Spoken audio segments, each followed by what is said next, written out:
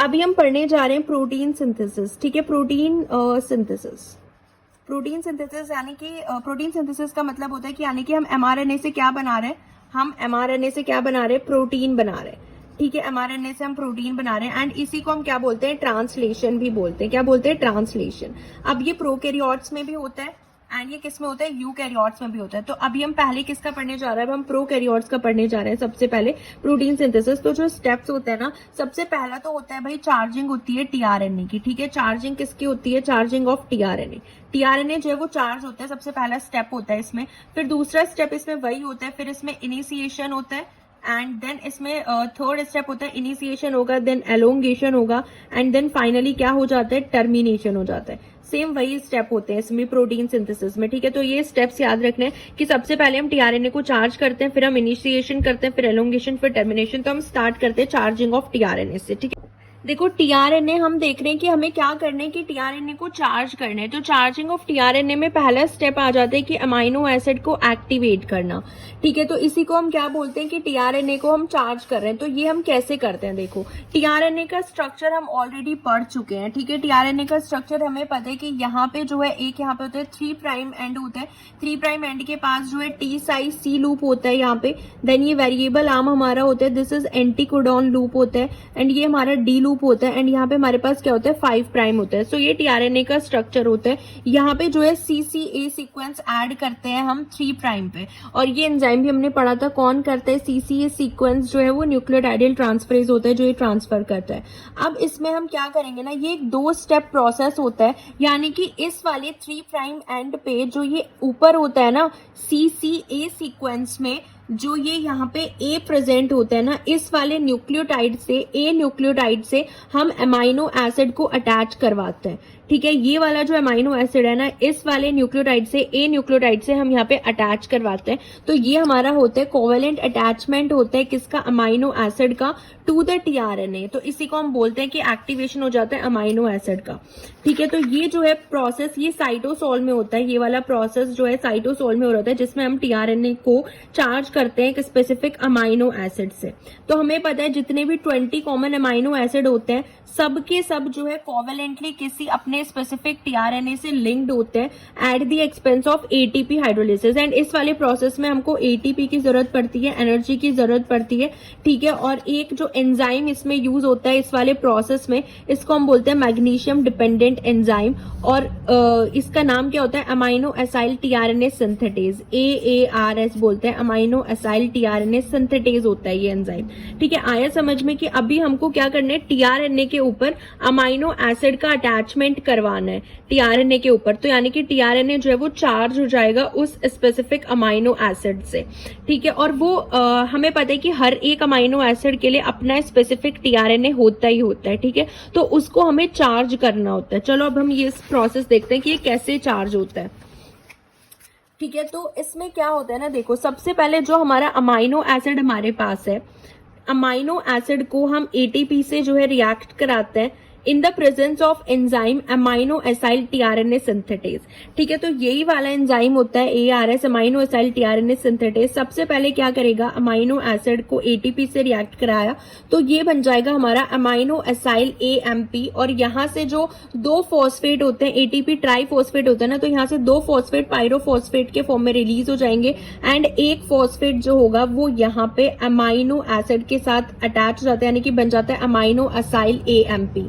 अब ये जो अमाइनो एसाइल AMP होता है ना, फिर ये टीआरएनए पे जाके बाइंड होता है, टीआरएनए से रिएक्ट करता है अमाइनो एसाइल AMP, एंड ये भी रिएक्शन ये एंजाइम ही करा रहा है एंड हमारा क्या बन जाता है, अमाइनो एसाइल टीआरएनए बन जाता है, यानी कि टीआरएनए पे हमारा अमाइनो एसिड अटैच हो जाता है। कौन से लिंकेज के थ्रू, इसमें एसाइल लिंकेज फॉर्म होती है, इसलिए हम अमाइनो एसाइल टीआरएनए बोल रहे हैं। यहाँ से हमारा AMP रिलीज हो जाता है। तो देखो इसमें क्या होता है ना, देखो हमारे पास क्या है, ये टीआरएनए है। ठीक है, ये टीआरएनए का 3' एंड हो गया, जिसपे जो है हमारा कौन सा सीक्वेंस अटैच्ड है, CCA सीक्वेंस जो है ये अटैच्ड होता है। ठीक है, यहाँ पे हमारा टी साइज सी लूप हो गया, ये वेरिएबल आर्म हो गया, ये एंटीकोडॉन लूप हो गया, ये डी लूप हो गया एंड ये 5' हो गया, ये 3' होता है। ये हमने देख लिया कि टीआरएनए का स्ट्रक्चर है। अब इसकी चार्जिंग कैसे होती है ना, ये देखो अमाइनो एसिड का स्ट्रक्चर तो पता ही है कि हमारे पास क्या होता है, अमाइनो एसिड के स्ट्रक्चर में एक कार्बन होता है। ठीक है, वो एक तो किससे अटैच रहता है, एक उसके पास कोई भी R ग्रुप रहता है, ठीक है। एक साइड क्या होता है, NH2 होता है, अमाइनो ग्रुप होता है। एक साइड जो होता है इसके पास क्या होता है, कार्बोक्सिल ग्रुप होता है, COOH होता है, एंड एक साइड क्या होता है, हाइड्रोजन होता है। तो इस तरीके का हमारा जो है ये अमाइनो एसिड का स्ट्रक्चर होता है। हमें देखना है कि ये जो अमाइनो एसिड होता है ना, ये इस टीआरएनए पे कैसे अटैच हो रहा है। बेसिकली अमाइनो एसिड का जो ये कार्बोक्सिल एंड होता है ना, इसका अटैचमेंट होता है कहाँ पे, ये जो एडिनिन का न्यूक्लियोटाइड है। अब ये जो यहाँ पे हमारा जो ये ए प्रेजेंट है ना, ये क्या है, एक न्यूक्लियोटाइड यहाँ पे प्रेजेंट होता है, ठीक है। इसका अगर आप स्ट्रक्चर देखोगे, CCA सीक्वेंस की हम बात कर रहे हैं, तो ये यहाँ पे ए जो इसका स्ट्रक्चर होता है, इसके पास एक तो शुगर होता है, ठीक है। इनका हम स्ट्रक्चर ऑलरेडी पढ़ चुके हैं। एक शुगर होता है, क्योंकि ये टीआरएनए होता है, आरएनए है, तो दोनों साइड जो है सेकेंड और 3 कार्बन पे दोनों पे OH होगा। ये हमारा क्या है, शुगर है। एंड यहाँ पे क्या होता है, हमारा एडिनिन का बेस होता है। एडिनिन क्या है हमारे पास, ये एक प्यूरिन का स्ट्रक्चर है, ठीक है। तो ये एक प्यूरिन होता है एडिनिन। सो यहाँ पे हमारे पास एडिनिन हो गया। इसका हम जूम करके स्ट्रक्चर दिखा रहे हैं कि एडिनिन होता है, एंड यहाँ पे क्या होता है हमारे पास, इसके पास क्या होता है, ये शुगर होता है। तो इसका जो ये शुगर होता है ना, जो सेकेंड कार्बन पे जो OH होता है एंड जो थर्ड कार्बन पे OH होता है, इनके साथ इसकी बॉन्डिंग होती है, किसकी, इस वाले अमाइनो एसिड की। अब देखो, हर एक टीआरएनए जो है ना वो स्पेसिफिक होता है। मान लो ये ग्लाइसिन वाला टीआरएनए, ये जो टीआरएनए होता है ये किसका है, ग्लाइसिन का टीआरएनए होता है, स्पेसिफिक टीआरएनए। हम एग्जांपल लेके चल रहे हैं कि मान लो ये ग्लाइसिन का स्पेसिफिक टीआरएनए होता है, तो जो अमाइनो एसिड इस पे आके अटैच होगा ना, वो ग्लाइसिन होगा, ठीक है। ग्लाइसिन का स्ट्रक्चर हमको पता है, वो ऐसा ही होता है। ग्लाइसिन का स्ट्रक्चर कोई भी आप ले सकते हो। मान लो ये ग्लाइसिन का टीआरएनए हमने लिया, क्योंकि हर एक अमाइनो एसिड का अपना एक अलग टीआरएनए होता है। तो अगर ये ग्लाइसिन का टीआरएनए होता है, तो ये ग्लाइसिन के अमाइनो एसिड से ही क्या होगा, चार्ज होगा। तो इसके यहाँ पे ए के साथ जो है ये जो बॉन्डिंग होती है ना, ए के एडिनिन का जो शुगर का 2 और 3 कार्बन पे जो OH होता है ना, इनमें से किसी के भी साथ बॉन्डिंग हो सकती है। और ये जो बॉन्ड बीच में फॉर्म होता है ना, इनके बीच में, यानी कि इसके शुगर के कार्बन के बीच में OH एंड इसके बीच में COH के बीच में, ये होता है हमारा एसाइल लिंकेज। इसी को हम एसाइल लिंकेज बोलते हैं। तो यानी कि हम अमाइनो एसिड को टीआरएनए पे अटैच कर रहे हैं। टीआरएनए के भी थर्ड प्राइम का जो CCA सीक्वेंस का जो ए प्रेजेंट होता है एडेनिन, उसके जो शुगर होता है, शुगर के भी OH पे ये बॉन्ड फॉर्म होता है। कौन सा, एसाइल लिंकेज, ठीक है। इसको अब हम इसमें देखते हैं नोटबुक में। देखो यहाँ पे जो है ये ग्लाइसिन का अमाइनो एसिड दिखा रखा है। ग्लाइसिन का अमाइनो एसिड जो होगा, एंड ये जो ए होता है, अमाइनो एसिड के कार्बोक्सिल ग्रुप के साथ ये बॉन्ड फॉर्म हो रहा है, जिसको हम बोलते हैं एसाइल लिंकेज, ठीक है। और इसी को हम ईस्टर बॉन्ड भी बोलते हैं, ठीक है। अब ये जो होता है ना, और फिर ये हमारा हो जाता है चार्ज टीआरएनए। फिर हम इसको बोलते हैं कि हमारा टीआरएनए चार्ज हो गया अगर उस पर अमाइनो एसिड बाइंड हो गया तो, ठीक है। और ये स्टार्ट कैसे होता है, सबसे पहले अमाइनो एसिड को हम ATP से रिएक्ट कराते हैं, तो ये अमाइनो एसाइल AMP बन जाता है, पायरोफॉस्फेट रिलीज हो जाएगा। उसके बाद अमाइनो एसाइल AMP को हम टीआरएनए के पास लेके आते हैं, ठीक है। ये जो हमारा पूरा है ना, ये हमारा होता है अमाइनो एसाइल AMP को हम किसके पास लेके जा रहे हैं, टीआरएनए के पास लेके जा रहे हैं। क्योंकि अमाइनो एसाइल AMP जब टीआरएनए के पास जाएगा, तो टीआरएनए से तो अमाइनो एसिड बाइंड हो जाएगा, एंड यहां से ये जो AMP होता है ये रिलीज हो जाएगा, ठीक है। तो हम किसको लेके जा रहे हैं, अमाइनो एसाइल AMP और टीआरएनए का रिएक्शन करा रहे हैं। इसी को हम बोलते हैं कि टीआरएनए की चार्जिंग हो रही है। तो यहाँ पे ये अमाइनो एसाइल AMP ही दिखाया हुआ है, क्योंकि ये हमारा क्या है, एडिनोसिन मोनोफॉस्फेट है। यहाँ पे हमारा एडिनिन का बेस यहाँ पे लगा हुआ है, ये शुगर हो गया, ठीक है। ये हमारा क्या है, शुगर हो गया, एंड यहाँ पे क्या हो गया हमारा H2O एंड फॉस्फेट हो गया। एक ही तो फॉस्फेट होगा ना यहाँ पे, तो ये हमारा क्या, और इसके साथ क्या अटैच हो गया, ये हमारा अमाइनो एसिड इसके साथ अटैच्ड है। तो ये हमारा पूरा AMP हो जाता है, ठीक है। ये AMP है हमारा पूरा। तो इस AMP को जब हम अमाइनो एसाइल AMP को जब हम लेके आएंगे टीआरएनए के पास, तो टीआरएनए क्या करेगा, अमाइनो एसिड अटैच हो जाएगा टीआरएनए से, एंड यहाँ से हमारा ये जो AMP है, एडिनोसिन मोनोफॉस्फेट, ये यहाँ से रिलीज हो जाएगा, ठीक है। और इनके बीच में कौन सा बॉन्ड फॉर्म हो जाएगा, एसाइल लिंकेज और ईस्टर बॉन्ड। तो इसी को हम बोलते हैं क्या, टीआरएनए जो है हमारा चार्ज हो गया है अपने स्पेसिफिक अमाइनो एसिड के लिए। और ये पूरा जो रिएक्शन कराता है ये अमाइनो एसाइल टीआरएनए सिंथेटेज ही कराता है, जिसको हम अमाइनो एसाइल टीआरएनए लाइगेज भी बोलते हैं। ये जो हमारे अमाइनो एसाइल टीआरएनए सिंथेटेजेस होते हैं ना, अमाइनो एसाइल टीआरएनए लाइगेजेस भी जिनको बोल देते हैं, ये जो एंजाइम होते हैं यूकैरियोट्स में तो टोटल 20 होते हैं amino acyl tRNA synthesis. Eukaryotes में 18 होते हैं अमाइनो एसाइल टीआरएनए सिंथेटेजेस, 18 होते हैं। ठीक है, तो हम चार्जिंग भी देखेंगे कि किसी किसी में जो है हमें चार्ज करने के लिए दूसरे अमाइनो एसाइल टीआरएनए सिंथेटेजेस यूज करने पड़ते हैं, क्योंकि ये 18 ही है, अमाइनो एसिड तो 20 है हमारे पास। तो इसलिए प्रोकैरियोट्स में अभी देखेंगे तो प्रोकैरियोट्स में हमारे पास क्या होता है, 18 अमाइनो एसाइल टीआरएनए सिंथेटेजेस होते हैं। एंड ये 2 क्लास में डिवाइड होते हैं, क्लास 1 एंड क्लास 2। क्लास 1 वो वाले होते हैं जो ए होता है ना, सीसीए सीक्वेंस का जो ए होता है, उस ए के जो सेकेंड OH होता है, सेकेंड कार्बन पे जो हाइड्रोक्सिल ग्रुप है ना OH, उससे अगर अमाइनो एसिड ऐड है तो उसको हम बोलते हैं क्लास 1 अमाइनो एसाइल टीआरएनए सिंथेटेजेस। वो सेकेंड कार्बन पे ऐड करते हैं अमाइनो एसिड को। एंड क्लास 2 जो अमाइनो एसाइल टीआरएनए सिंथेसिस होता है, वो अमाइनो एसिड को कोवेलेंटली अटैच करते हैं किससे, 3 प्राइम हाइड्रोक्सिल ग्रुप से। 4 और 3 कार्बन दोनों के पास हाइड्रोक्सिल ग्रुप होता है। तो अगर वो 2 के साथ अमाइनो एसाइल टीआरएनए सिंथेटेज, अगर हमारा अमाइनो एसिड 2 सेकेंड कार्बन के साथ बाइंड करता है, तो उस वाले एंजाइम को हम क्लास 1 बोलेंगे अमाइनो एसाइल टीआरएनए सिंथेटेज। अगर वो एंजाइम 3 से बाइंड करा रहे हैं तो उसको हम बोलेंगे class 2 amino acyl tRNA synthetase. तो इस बेसिस पे ये 2 तरीके के होते हैं। ऐसे लिखा है ना टीआरएनए ग्लाइसिन, इसका मतलब ये ग्लाइसिन स्पेसिफिक टीआरएनए की बात हो रही है सिर्फ, कि ग्लाइसिन स्पेसिफिक टीआरएनए, लेकिन ये चार्ज नहीं है।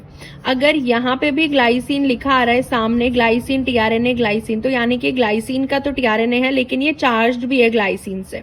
तो जो आगे लिखा हुआ रहता है ना, वो मतलब कि वो चार्ज्ड है। यहाँ पे ग्लाइसिन नहीं लिखा हुआ है तो ये अनचार्ज टीआरएनए, ये चार्ज टीआरएनए विद ग्लाइसिन, कि इसके सीसीए सीक्वेंस पे ग्लाइसिन जो है वो ऐड है।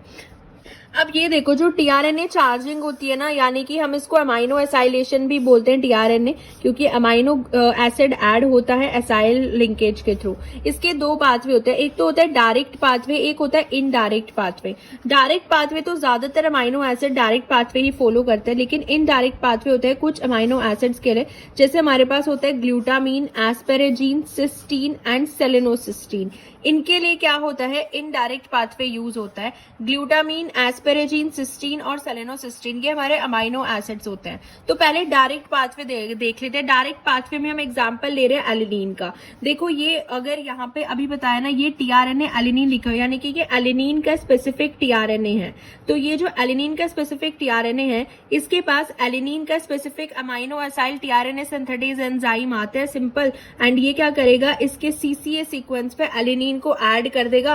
तो अब हमारा क्या हो गया, ये एलिनीन का स्पेसिफिक टीआरएनए एलिनीन से चार्ज हो गया। तो ये तो हो गया डायरेक्ट पाथवे, कि डायरेक्टली हमने क्या किया, एंजाइम आया एंड यहाँ पे अमाइनो एसिड ऐड हुआ एंड हमारा टीआरएनए जो है वो एलिनीन से चार्ज हो गया, जो कि एलिनीन का स्पेसिफिक टीआरएनए था। तो ये तो होते हैं डायरेक्ट पाथवे, की बहुत सारे अमाइनो एसिड जो है वो ऐसे ही जो है टीआरएनए पे आके बाइंड कर जाते हैं, टीआरएनए हमारा चार्ज हो जाता है, ठीक है, और अमाइनो एसाइलेशन हो जाता है टीआरएनए का। लेकिन इनडायरेक्ट पाथवे में क्या होता है वो हम देखते हैं। मतलब मोस्टली हमको ये बैक्टीरिया में देखने को मिलेगा, प्रोकैरियोट्स में, और हम प्रोकैरियोट्स का ही पढ़ रहे हैं अभी, प्रोटीन सिंथेसिस जो पढ़ रहे हैं, ठीक है। तो इनडायरेक्ट पाथवे देखते हैं कि इसमें होता क्या है, किस किस के लिए होता है। हमारे पास ग्लूटामीन, एस्पेरेजीन, सिस्टीन एंड सेलेनोसिस्टीन के लिए होता है ना इनडायरेक्ट पाथवे। तो इसमें देखते हैं होता क्या क्या है। देखो, इनडायरेक्ट पाथवे में हमारे पास हम ग्लूटामीन को लेके चल रहे हैं। जैसे हमारे पास ग्लूटामीन अमाइनो एसिड है, ग्लूटामीन के लिए जो टीआरएनए होता है वो हमारे पास है ग्लूटामीन स्पेसिफिक टीआरएनए है, ठीक है। ग्लूटामीन का टीआरएनए हमारे पास है। ग्लूटामेट टीआरएनए सिंथेटेज आता है। देखो, इसके पास जो हमारा सिंथेटेज एंजाइम आ रहा है ना, वो ग्लूटामीन नहीं आ रहा है, वो ग्लूटामेट टीआरएनए सिंथेटेज आ रहा है, क्योंकि हमने देखा था कि ये जो टीआरएनए सिंथेटेज है ये हमारे पास क्या होते हैं, 18 होते हैं, कम होते हैं, पूरे नहीं होते हैं। प्रोकैरियोट्स में देखा ना 20 AARS होते हैं, अमाइनो एसाइल टीआरएनए सिंथेटेज। तो ऐसे ये जो ग्लूटामेट का टीआरएनए सिंथेटेज आते हैं और ये नॉन डिस्क्रिमिनेटिव होते हैं, ठीक है, ये डिस्क्रिमिनेशन नहीं कर पाते हैं। सो ग्लूटामेट का टीआरएनए सिंथेटेज आता है ग्लूटामीन के लिए, समझ में आ रहा है? देखो ग्लूटामीन का स्पेसिफिक टीआरएनए हमारे पास है। टीआरएनए किसका है? ग्लूटामीन का है। लेकिन अमाइनो असाइल टीआरएनए सिंथेटेज कौन सा आ रहा है? ग्लूटामेट का आ रहा है। तो यानी कि इस टीआरएनए की जो चार्जिंग होती है ना वो किससे हो जाती है? ग्लूटामेट से हो जाती है। तो ग्लूटामीन का स्पेसिफिक टीआरएनए ग्लूटामेट से चार्ज हो गया है। लेकिन हमको इसको क्या किससे चार्ज करना है? ग्लूटामीन से चार्ज करना है। तो हम एक एंजाइम यहाँ पे आता है ग्लूटामेट अमाइडो ट्रांसफरेज एंजाइम आता है, क्योंकि हमें पता है कि ग्लूटामीन क्या होता है ना, ग्लूटामीन ग्लूटामेट का अमाइडो फॉर्म ही तो होता है, अमाइड फॉर्म ही तो होता है। तो ये ग्लूटामेट अमाइडो ट्रांसफरेज एंजाइम आता है जो कि ग्लूटामेट को किसमें कन्वर्ट कर देता है? ग्लूटामीन में। तो हो गया ना हमारा, देखो ग्लूटामीन का टीआरएनए ग्लूटामीन से ही चार्ज हो गया, ग्लूटामीन स्पेसिफिक टीआरएनए ग्लूटामीन से ही चार्ज हो गया। तो ये होता है इनडायरेक्ट पाथवे, जिसमें जो हमारा टीआरएनए सिंथेटेज होता है ना वो दूसरे अमाइनो एसिड से उसको चार्ज कर देता है पहले, उसके बाद अमाइडो ट्रांसफरेज आके उसको वापस से उसी से चार्ज करता है। ठीक है, तो सेम ऐसे ही एस्पेरेजीन के लिए हम कर सकते हैं कि ये एस्पेरेजीन का स्पेसिफिक टीआरएनए है, लेकिन एस्पार्टेट का हमारे पास क्या आता है? ये टीआरएनए सिंथेटेज आता है एस्पार्टेट का। तो एस्पार्टेट से चार्ज हो जाएगा एस्पेरेजीन का टीआरएनए, फिर एस्पार्टेट एमाइडो ट्रांसफरेज आएगा और एस्पार्टेट से एस्पेरेजीन में कन्वर्ट हो जाता है। एंड ये हमारा एस्पेरेजीन का जो टीआरएनए है वो एस्पेरेजीन से ही चार्ज हो गया है। इस तरीके से ये इनडायरेक्ट पाथवे होता है। ठीक है, ये ग्लूटामीन और एस्पेरेजीन के लिए होता है। एंड एक हम सेलेनोसिस्टीन का भी देखते हैं इनडायरेक्ट पाथवे। देखो सेलेनोसिस्टीन का भी पाथवे ऐसा ही होता है, जैसे कि हमारे पास सेलेनोसिस्टीन का स्पेसिफिक टीआरएनए हो गया। इसके बाद हमारे पास जो ये आता है ना टीआरएनए सिंथेटेज आता है, वो सीरीन का स्पेसिफिक टीआरएनए सिंथेटेज आता है सेलेनोसिस्टीन के लिए। तो यानी कि अगर सीरीन का सिंथेटेज आ रहा है अमाइनो असाइल टीआरएनए सिंथेटेज, तो वो सीरीन से चार्ज हो जाएगा ना। तो यानी कि सेलेनोसिस्टीन का स्पेसिफिक टीआरएनए किससे चार्ज हो गया? सीरीन से चार्ज हो जाता है। इसके बाद हमारे पास एक एंजाइम आता है जिसको हम बोलते हैं सेलेनोसिस्टीन सिंथेज। ये जो एंजाइम होता है ना सेलेनोसिस्टीन सिंथेज, ये पायरिडॉक्सिल फॉस्फेट डिपेंडेंट होता है। पायरिडॉक्सिल फॉस्फेट इसको चाहिए होता है, तो ये पायरिडॉक्सिल फॉस्फेट डिपेंडेंट होता है। ठीक है, तो ये क्या करता है ना, इस वाले सीरीन को कन्वर्ट कर देता है सेलेनोसिस्टीन पे। सेलेनोसिस्टीन में कन्वर्ट करने के लिए यहाँ पे हमको जो सेलेनियम मिलता है ना, उसका जो डोनर होता है वो होता है सेलेनोफॉस्फेट। सो सेलेनोफॉस्फेट जो होता है वो हमको सेलेनियम दे देता है, सेलेनियम डोनर होता है। एंड उसके बाद सेलेनोसिस्टीन सिंथेज क्या करता है? सीरीन को कन्वर्ट कर देगा सेलेनोसिस्टीन में। एंड हमारा जो सेलेनोसिस्टीन का टीआरएनए है वो चार्ज हो जाता है सेलेनोसिस्टीन से ही। ठीक है, तो ये एक इनडायरेक्ट पाथवे होता है सेलेनोसिस्टीन का, क्योंकि इस पे ना एक क्वेश्चन भी आता है कि जो सेलेनोसिस्टीन का टीआरएनए होता है वो सीरीन से चार्ज होता है ना, सिस्टीन से इसका कुछ लेना देना नहीं है। ठीक है, जब हम टीआरएनए के चार्जिंग पढ़ते हैं ना, तो ये याद रखना है कि जो सेलेनोसिस्टीन वाला टीआरएनए होता है ना, वो चार्ज पहले सीरीन से होता है, उसके बाद सेलेनोसिस्टीन सिंथेज इसको सीरीन को कन्वर्ट करता है सेलेनोसिस्टीन में, जिसके अंदर सेलेनियम का डोनर होता है, सेलेनोफॉस्फेट से सेलेनियम लेता है ये। ठीक है, उसके बाद हमारा सेलेनोसिस्टीन का टीआरएनए सेलेनोसिस्टीन से ही क्या हो जाता है? चार्ज हो जाता है। तो ये कुछ इनडायरेक्ट पाथवे होते हैं प्रोकैरियोट सिस्टम में हमें देखने को मिलता है। ग्लूटामीन, एस्पेरेजीन एंड सेलेनोसिस्टीन का हमने इनडायरेक्ट पाथवे देख लिया है।